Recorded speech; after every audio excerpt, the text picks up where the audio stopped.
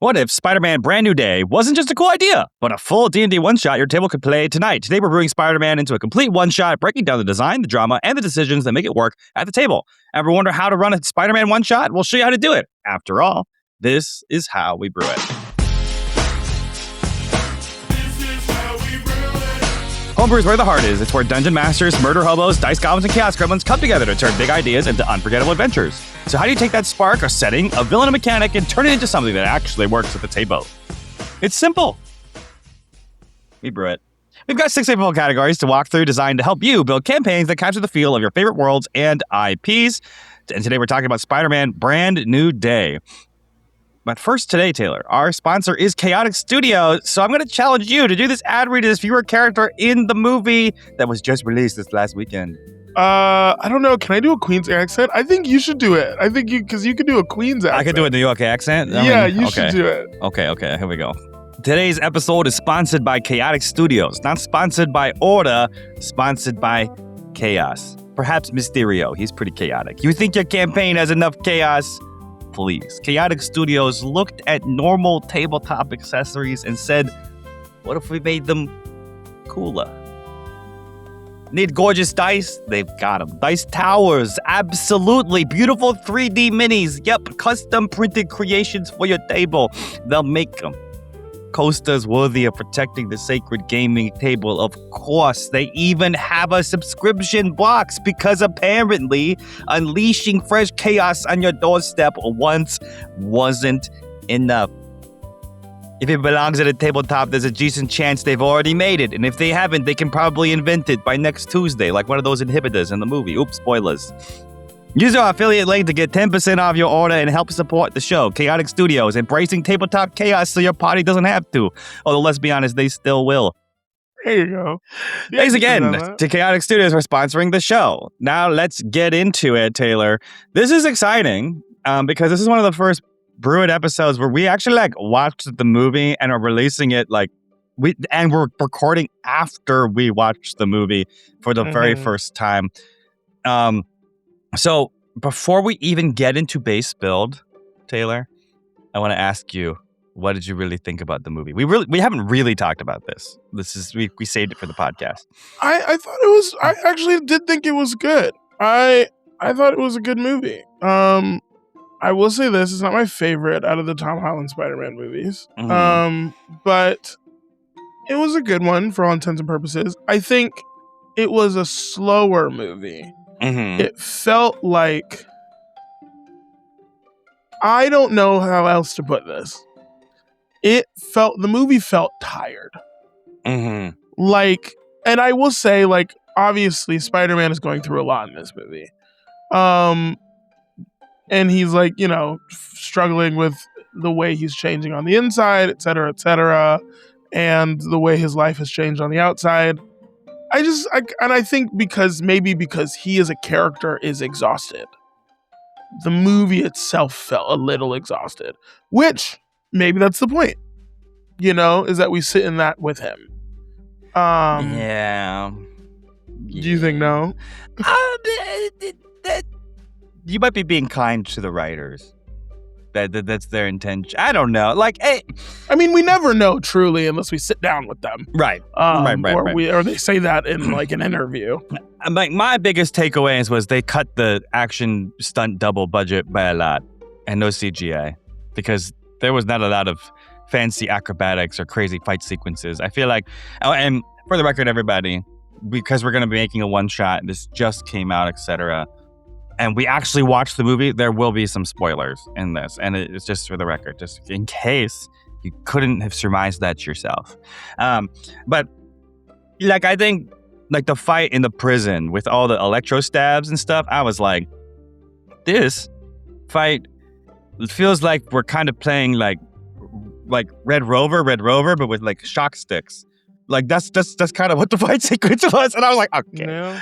Yeah. And Tom Holland wasn't very quippy, they had that moment where he's stretching, or there's a couple moments where he's like, ooh, that's cool, or whatever. But he's not very quippy, which is a very Spider-Man thing to do, right? So it was just, to me, kind of lackluster in a lot of those areas, but I did like some of it for sure. I liked the Punisher. I thought that he was pretty good overall. I enjoyed Sadie Sink, even though you didn't like Sadie Sink so much. But yeah, we're going to go through categories today. B, base build. What are the core components of the must-haves? R, resonance and vibe. This is where we make our poetic heart sing. What's the tone, theme, and details that help this feel right? E, extra froth. What makes this wildly fun? What's the spice or razzle-dazzle? W is weird for us. That strange little twist you'd never find on D&D Beyond. I is inciting quest. Every good campaign needs a reason to leave home or have no way home or have a homecoming. I don't know. Anyway, T, threat level. What's talk danger? Who or what is the big bad? And why is it Sadie Sink? Okay, cool, Taylor. Let's actually talk about base build now. What's the base build for something like this? I think, again, it's a superhero movie. So I think when it comes down to it, we talked about this in a lot of superhero IP, that like the base build will be like really figuring out what it means to make a superhero for your characters and working that out, right? So yeah, you'd have to go watch other videos. We've talked about superheroes. So I think when it comes to base build, like that's like and if we're not talking about flavor, if we're not talking about vibe, if we're not talking about resonance, we're just talking about the mechanics, the things that matter as far as building blocks go, not the things that matter, but the things that are important as far as building blocks go is just making sure that you make cool superheroes. I don't think that changes from anything we've done before. Mm-hmm. I don't know if this movie begs anything extra.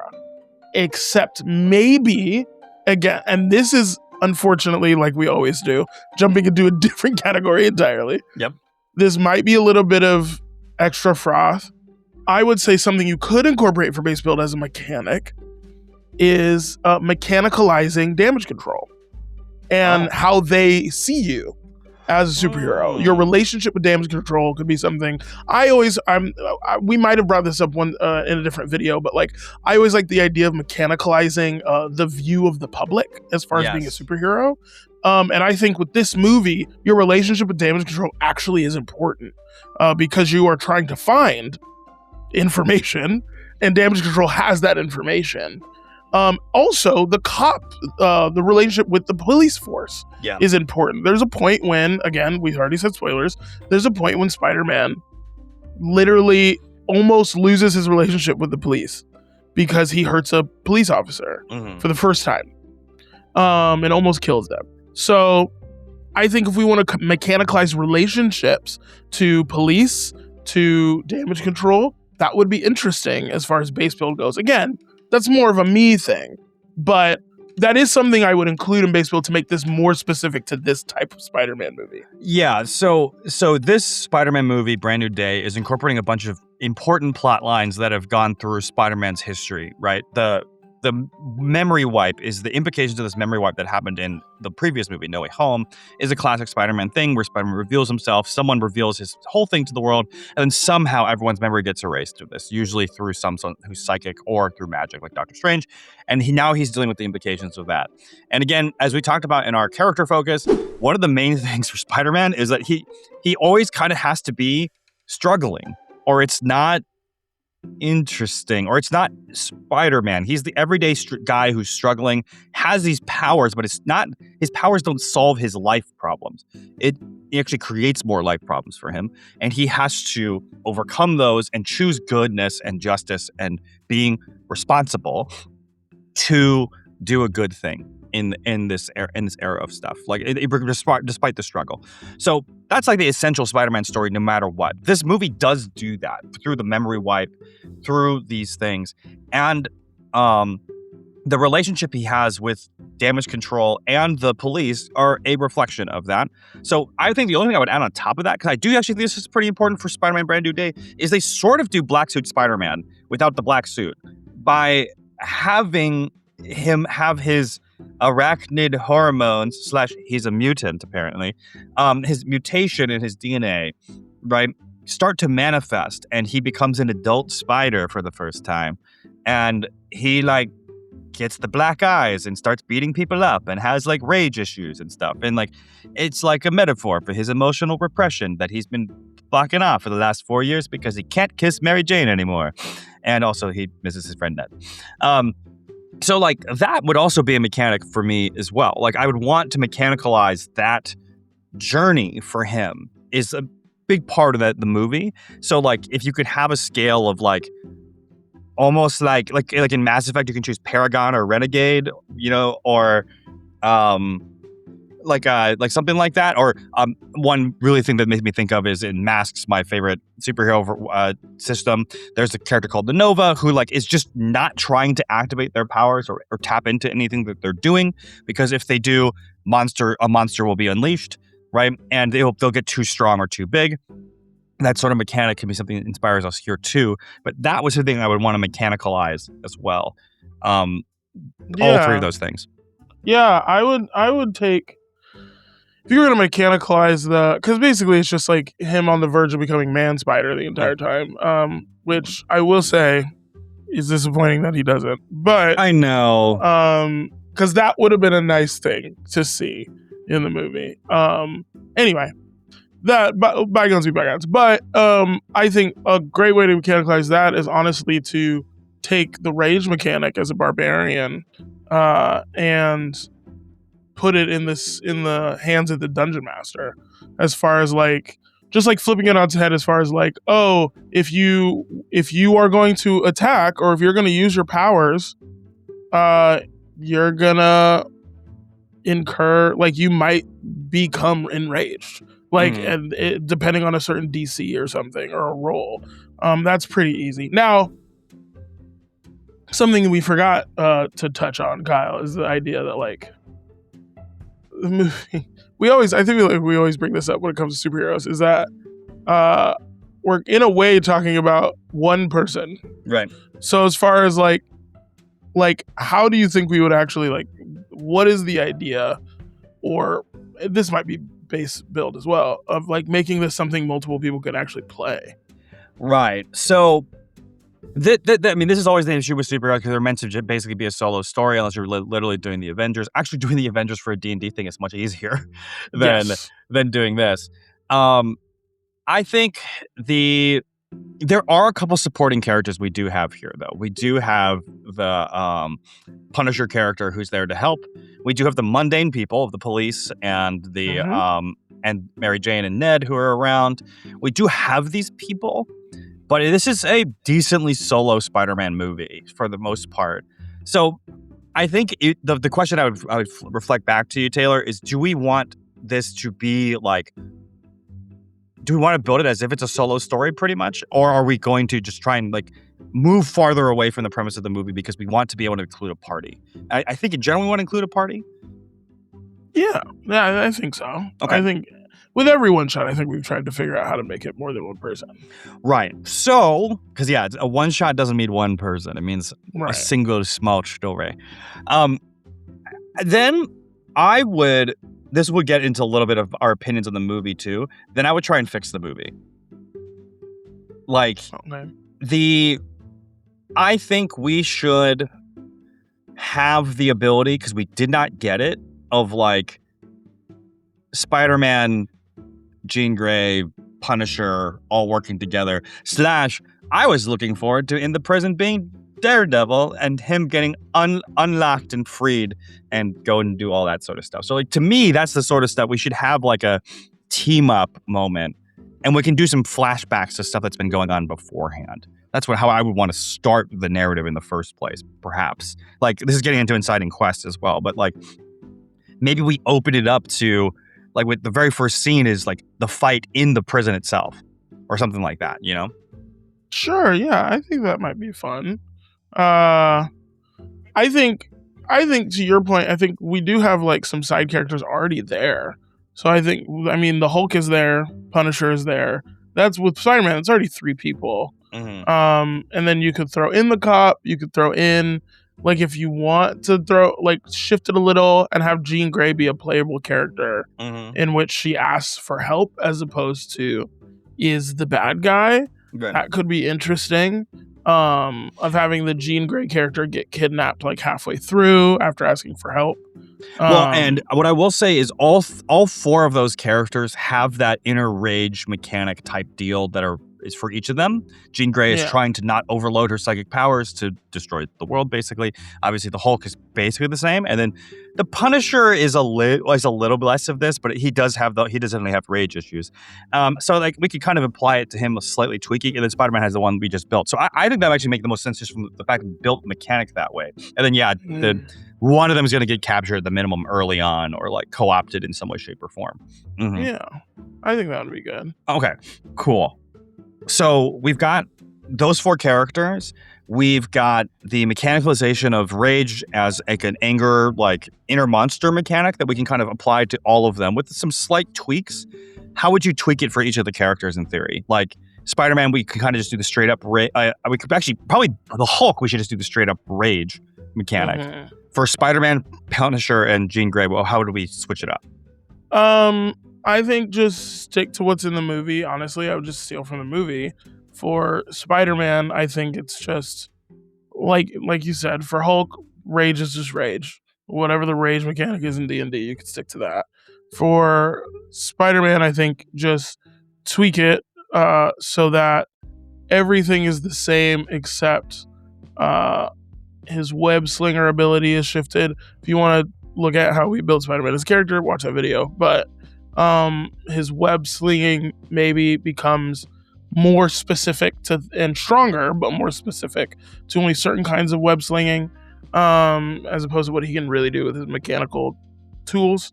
But again, stronger so that he can do more with it, or he can hurt more with it, because that's kind of why he goes into a rage. I think with Jean Grey, I think whatever her power is, and however you decide to build Jean Grey with, like, you know, looking at like Mind Sliver and all these little other powers or spells in D&D, I would say like you just maybe you have like a certain set of spells. She can use psychic spells when she's like not in rage, and when she is in rage, flip it, and it's way more powerful spells that maybe can hurt her. Something called Bloody Rage that is in D&D is a mechanic where every turn that you are raging, you roll a d4 and take that much damage at the end of the turn while you're still raging. You could do that with Jean Grey, where when she is raging and her psychic powers are stronger, at the end of each turn that she is psychically enraged, she takes like a d6 of psychic damage. I think that'd be really interesting. And then I think for Punisher, I actually would say for Punisher, he is always in rage. And I think truly, I think that's good. That's appropriate. I think that's the point of him. And I think maybe how you flip that is he has to keep fighting or get hurt. And if he is not in rage, he can't do anything. Like he can't shoot, or he has disadvantage on everything. I think that would be fascinating, just from a player character perspective.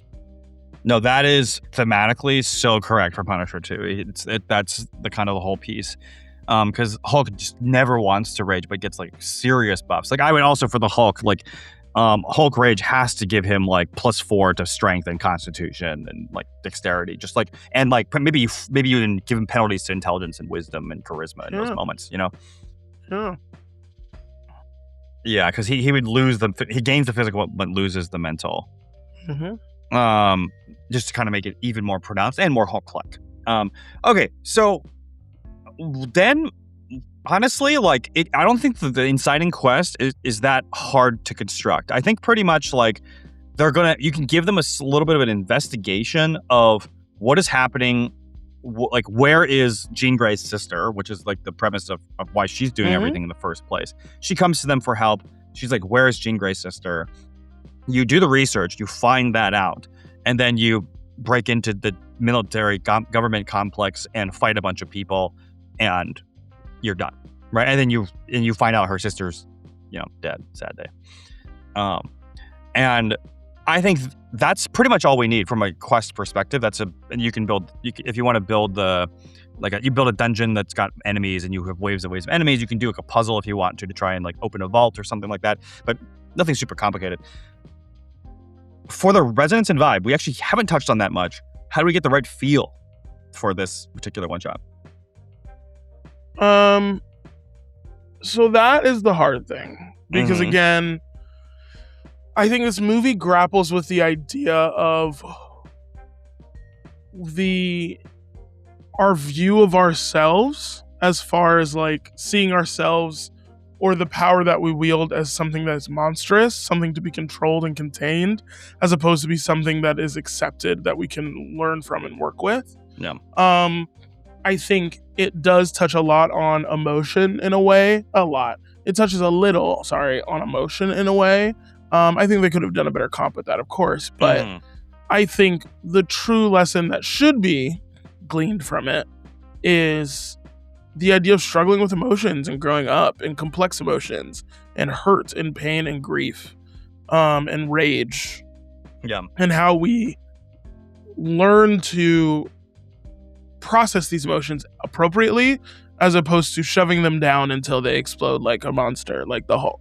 Right. So I would say, as far as resonance and vibe goes, again, the movie's sad. Like it's a hard movie emotionally, because Spider-Man's going through a lot, and everybody's going through a lot. Yeah. Spider-Man's going through a lot. There's a reason the Punisher is in this movie. Yeah. Punisher has been going through a lot. Hulk, that his whole life is going through a lot and controlling that. Jean Grey is having the hardest of times because her sister's gone. MJ is having a hard time. Ned is not having a hard time. He's the happiest character in the whole movie. And he's still having a little bit of a hard time. He's still a little bit. Barely. But yeah, they even seep in a little bit of addiction in there. And they're like, look at this thing that's happening. But he's like, nah, like it's still the party guy. So it is an interesting movie in the sense of like as far as resonance and vibe goes, it's hard to say like, oh yeah, like make sure the vibe is sad. Like make sure the vibe is like emotional struggle and like therapy a little bit. Like I don't think that's the way to go. Right. This is the one time I think I would say, I think you should go against the movie. I think you should lean into superhero. I think when it comes to resonance and vibe, get some Spider-Man music going from the movies, get a nice soundtrack. I would say have people dress up. Like, I think try and lean more happy, because that is when you can set the atmosphere for the emotional character development, because I think it's possible, even in a one shot, for the emotional character development to hit hard and be beautiful. I think that being said, I've said a lot of words. I will break it down into a little TLDR. I think set the groundwork and the vibe for epic superhero awesomeness. Soundtracks, costumes, or like clothing that is suggestive. Have a good time, right? And then I think also set each player up with like a 1-sentence or 2-sentence blurb about what is the thing your character is emotionally trying to overcome in this one shot. So that you have both things happening. You have a beautiful story that is epic and awesome, and you have the characters and the players actually trying to learn something or accomplish something in the span of 2 to 4 hours. Right. That is a personal quest for them, right? Yeah. And then you as a Dungeon Master have things to pull on, even in a one shot of like, oh yes, you're fighting the hand in a prison dungeon right now, but like in a moment, Peter or Bruce Banner, you have a moment where you could choose to not hurt these people. You could choose to understand that maybe they also are trying to do their own thing, and you don't have to kill a bad guy to like be the hero. You know what I mean? Like you could pull on that tab in the middle of the battle. Yeah. And that still gives you the emotional wave that this movie kind of is mainly. Yeah, like I'm hearing we're going to lean into the heavy emotions of it strategically, not as the foundation, right? Correct. And if we haven't already said this, I forget if we have, but like setting up each of the characters in a one shot that you run with 1 to 2 sentences about what they're going through and what their goals are can powerfully shape a one shot to make it meaningful and real, right? Oftentimes when players are playing, they're not like they are looking to find meaning in the one shots you're running. right? Like you're constantly looking to find the meaning of what's going on. And sometimes if you're just saying, hey everybody, there's a big fight going on and there's an evil enemy over there and you have to defeat them, like actually doesn't really get anyone's emotions going at all. But it's like, no, like as soon as you write down in one sentence, hey, the big evil enemies killed your son, you're like, amazing, a time to screw these guys over, let's lock and load and destroy these guys, right? Like it just takes that little bit of humanization of the emotion to give that an extra handhold. So like I would hope as a dungeon master, if I'm running this, to have the opportunity like 1 or 2 times for the characters to engage with the emotions of their rage and then see the consequences of what's happening. I mean, when we see this happen in Brand New Day, there's like I think it's a rule of 3. He goes through it like 3 big times of like moments of rage where his rage goes too far and he eventually realizes what's happening. And like there's like 3 minutes, maybe a little bit more than that, but I think it's mainly 3. And like it's 3 times. Yeah, you can set it up that way for yourself. Of like kind of like in each encounter, you want to like poke at these emotions for the players that you've written down at the 1 or 2 sentences. And like for me especially, like at the end of this, like the big moment that they have, that Spider-Man has with Jean Grey at the end, is when she goes into his mind and like trusts her and lets her in. And she is replacing him in the scene where he had the lesson he got from Aunt May. She gets the lesson from Aunt May. She gets the hug, etc.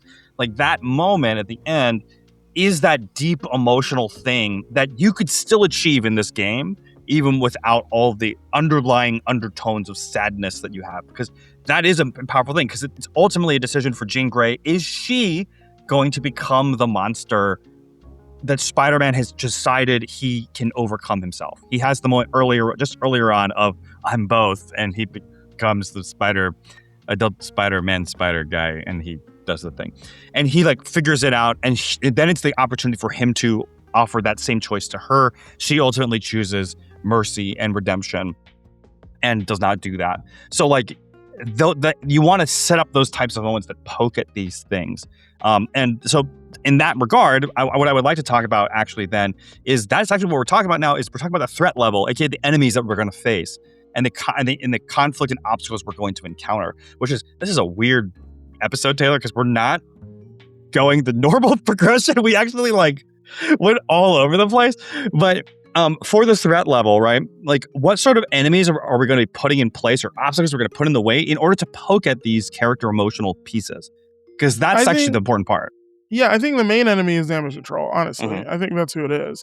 But I think the mini enemies that you fight along, I agreed with your first instinct or your earlier instinct of making this a dungeon. Yeah. I think it's a dungeon crawl through a prison, through a government building. Which has some prisons in it, yeah, 100%.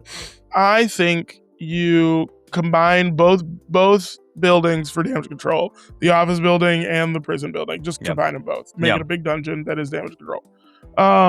I think they're the villains. I think they're really easy to kill, but I think what is interesting and what would be fascinating is that you throw in a villain, for a Spider-Man villain, for each player to face along the way.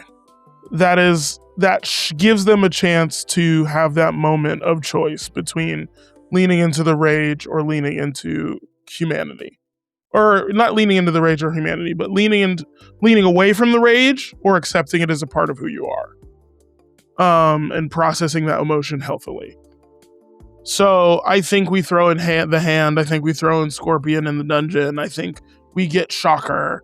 I think we get some of the other villains that we apparently didn't get to see Spider-Man fight. Not that you're better. I think, yep. And I think you just throw those in there. But I think the reason you do that is because then a very damage control-esque thing that I think is really cool is that when they defeat those villains, I think you give one of the characters the weapon that villain uses to fight in the next stage of the dungeon. Which was a cool part of the thing where he like punched the Hulk with Shocker's fists. It was pretty cool. It was cool. It was pretty cool. Okay, yeah, so defeat the villain and gain part of their gear.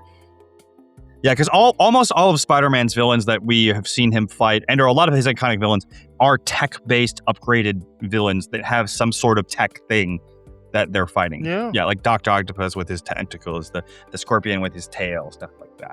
Okay, cool. I'm into that. Yeah, so like I wrote down that we should have the main enemy is damage control. It's a big dungeon. There's a lot of small enemies and people to beat up. You can use ninjas to kind of make them strong, like a mid-tier enemy of stronger enemy.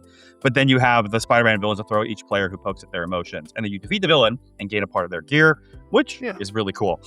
Okay, then Taylor, really quickly then, we can do Extra Froth and Weird for Us. This is the weirdest order we've ever done. Any little minor things that we would want to throw in there just for us? Yeah, I kind of already did my little society meter for each player, or for maybe the whole party, as far as either damage control or the police force, which I think you, as a dungeon master, I think the way that it affects the story is that if damage control likes you more than hates you, then I think the DC for convincing the bad guys to stand down is a lot easier. Yeah. I think if the police force likes you more than hates you, you might get the police chief to join you as an NPC in the final battle. Right. If not, I think it just makes your life harder both ways. I think the DC goes up with damage control. I think if the police force doesn't like you, I think maybe you become wanted by the end of the story, which I think would be fascinating. Yeah, but that's already my little extra froth. Yeah. Okay. So I think I would. This is a very simple thing to give a prompt to your players. I would, if you need to prep as a dungeon master to do this, you can prep. But this is for me, and probably for Taylor too, would just be an improv moment.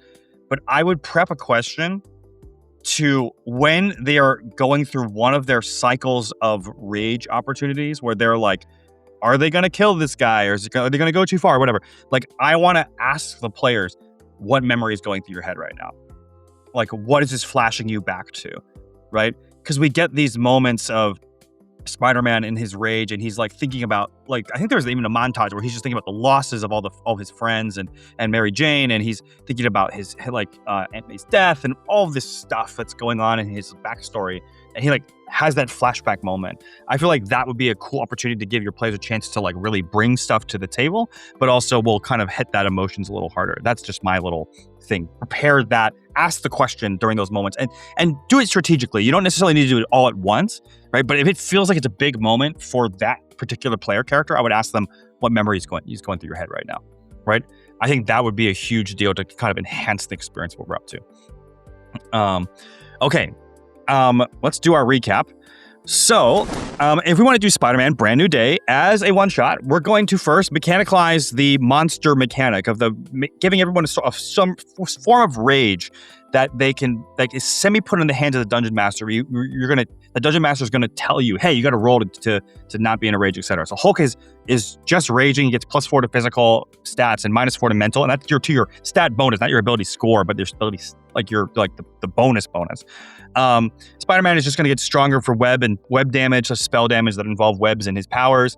Jean Grey will have Bloody Rage, different spell list, one weaker without rage, one stronger with rage. And the Punisher is always at a rage. He has to keep fighting or get hurt, but when he's not in a rage at all, he's at just a disadvantage for pretty much everything. He doesn't really know what to do if he's not a soldier. For our Weird for Us and Extra Froth, one, we're going to give these powerful emotional moments to a question, which is a part of our debate way we're going to build the characters in the first place for the resonance and vibe, right? We're going to give each character 1 to 2 sentences about the emotions they're trying to overcome and set the groundwork for that deep emotional character moments, while still kind of leaning away slightly from the movie to set the groundwork for the superhero awesomeness and fun. Encourage people to dress up and reference reference all the great music that Spider-Man has created over the years for all of that. And then the inciting quest is just us, the party searching for Jean Grey's sister, breaking into Damage Control's government facility and trying to rescue her sister. And the main enemies and the threat level is Damage Control itself. There's a big dungeon. You have small enemies to beat up who are just regular dregs and soldiers. we recommend probably just giving them like 1 to 10 health so they can just be one shot pretty much all the time. Use the ninjas to make it a little stronger enemies, and then pick a Spider-Man villain to throw at each player who pokes at their emotions, defeat the villain. And if you defeat the villain, gain part of their gear. And then Taylor wants to mechanicalize relationships with public opinion and the police and damage control itself, which will reduce the DC to convince damage control to stand down, get the police to join you, or maybe even brand you as a wanted criminal. Perhaps you're a threat and a menace. All right, Taylor, any final thoughts before we wrap this one up? No, I think that was a good one. All right.